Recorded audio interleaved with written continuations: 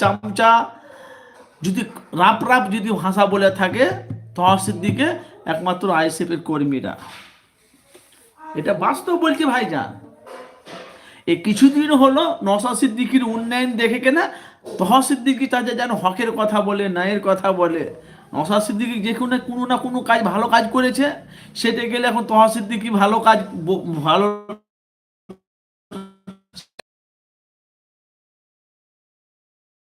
এর পর তহর সিদ্দির ঘুম গেছে, তার মানে কি নওশাদকে নিয়ে আলোচনা করছে বলে। আমার কথাগুলো বুঝতে পারছেন? আমার কথাগুলো বুঝতে পারছেন?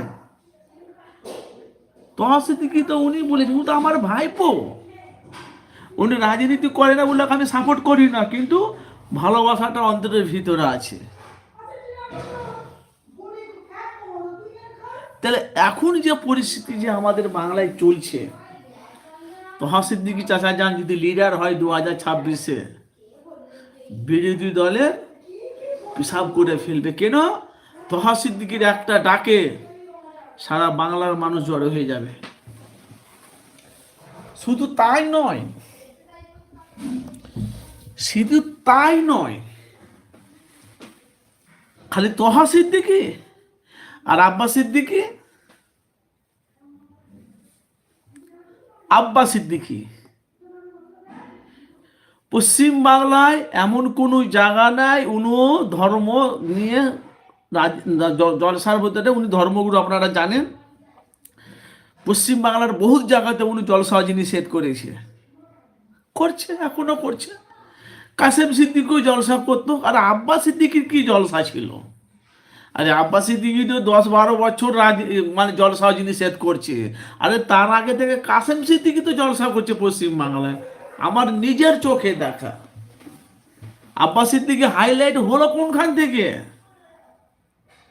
আব্বাস সিদ্দিকী হাইলাইট হলো কোনখান থেকে? সেটাও আমাকে দেখতে হবে, আপনাকে আমাকে দেখতে হবে। নওশাদ সিদ্দিকী ভাইজান হাইলাইট হলো কোনখান থেকে, সেটাও আপনাকে আমাকে দেখতে হবে।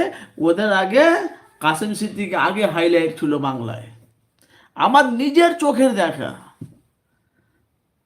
ভাঙড়ের আশেপাশে 24 পরগনা, উত্তর 24 পরগনা, বারাসাতে আশেপাশে কারোর যদি মওত হয়ে গেছে, কারোর যদি অ্যাক্সিডেন্ট হয়ে গেছে, ফুরফুরা শরীফের পাশে কেউ থাকতো না, থাকতো কি একজন কাসেম সিদ্দিকী।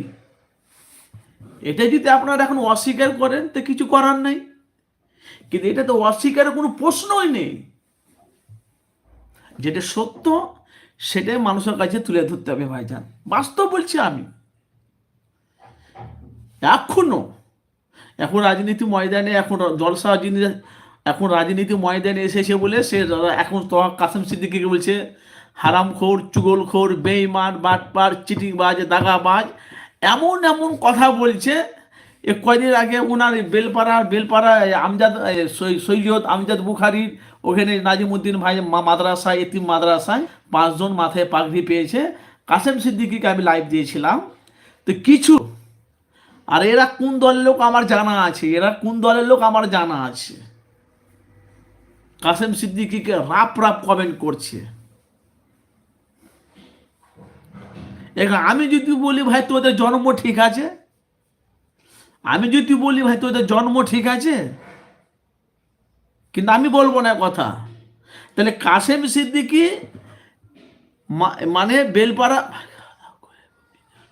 কিনা বলছি, কাসেম সিদ্দিকী মানে বেলপাড়া নাজিমুদ্দিন মাদ্রাসায় 5 জন মাথায় পাক পেয়েছে, তাকে সমর্থন করার জন্য, একটু হেল্প করার জন্য ওরা পাশে গিয়েছে। সেটাকে নিয়ে বিভিন্ন রকম তারা ভুলভাল কমেন্ট করছে, তা আমি কমেন্টের রিপ্লাই দিইনি। আচ্ছা বলেন, এটা হলো মানুষের কাজ?